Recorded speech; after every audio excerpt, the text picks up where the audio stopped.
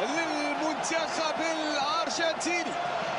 نعم، سلوفيني سلافكو. ميسي بقدمه اليسارية، ميسي بالقدم اليسرى. هنا تسديدة تاتي والهدف الأول.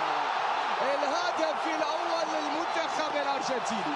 ليونيل ميسي يبدأها للأرجنتين ويسجل أول أهداف الأرجنتين في هذا اللقاء من علامة الجزاء بالتسديدة اليسارية في شباك مرمى الحارس محمد لويس. يسجل المنتخب.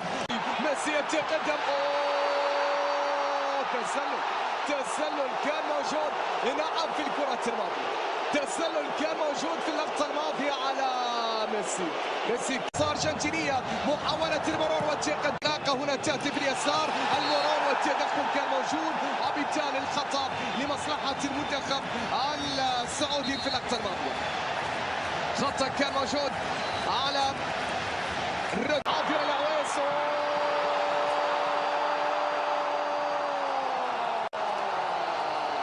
لوتارو مارتينيز يسجل ثاني أهداف المنتخب الأرجنتيني.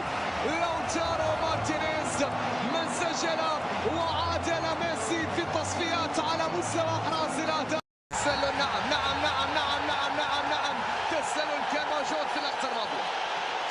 لوتارو يمر يسجل موجود، وحتى الآن ينجح. المهمة جدا السلامة لسلمان الفارس.